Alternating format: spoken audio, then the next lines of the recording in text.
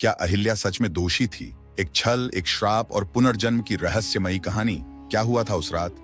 क्यों मिली अहिल्या को कठोर सजा? और किसने तोड़ा श्राप?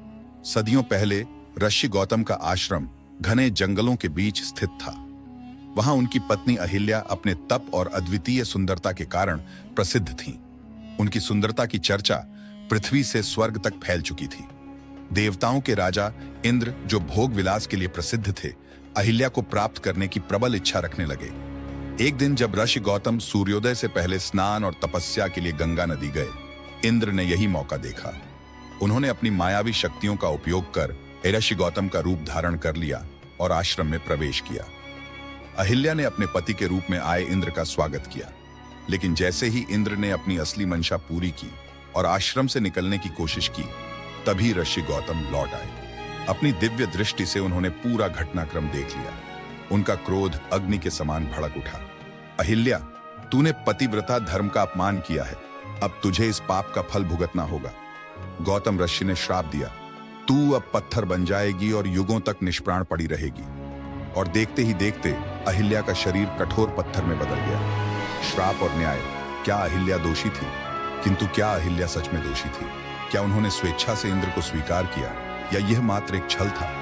कुछ ग्रंथों में उल्लेख है कि अहिल्या ने इंद्र को पहचान लिया था, फिर भी समाज के डर से कुछ नहीं कहा। कुछ मान्यताओं के अनुसार वह इंद्र के छल का शिकार हुई। लेकिन ऋषि गौतम का क्रोध इतना प्रचंड था कि उन्होंने सच्चाई जाने बिना ही श्राप दे दिया। युगों तक अहिल्या पत्थर रूप में जंगल में पड़ी रही। न समय रुका, न ही उनका कष्ट कम हुआ। लेकिन उनके लिए भविष्य में एक आशा का दीप जल चुका था। ऋषि गौतम ने अपने श्राप में एक शर्त जोड़ दी थी, जिस दिन भगवान श्री राम अपने चरणों से तुझे स्पर्श करेंगे, उसी दिन तू पुनः अपने रूप में लौट आएगी। अनेक युगों के बाद जब त्रेता युग में भगवान श्री राम अपने गुरु विश्वामित्र के साथ जंगलों में आए, तब उन्होंने अहिल्या के पत्थर रूप को देखा।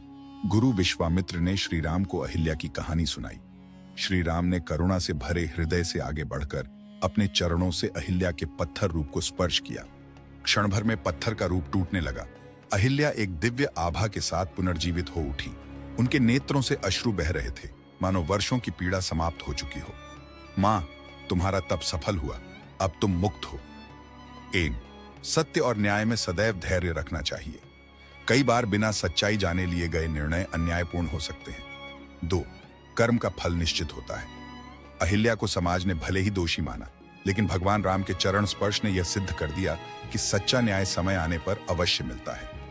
3. धोखा, अहंकार और क्रोध विनाश की ओर ले जाते हैं। इंद्र ने छल किया, ऋषि गौतम ने क्रोध में कठोर निर्णय लिया।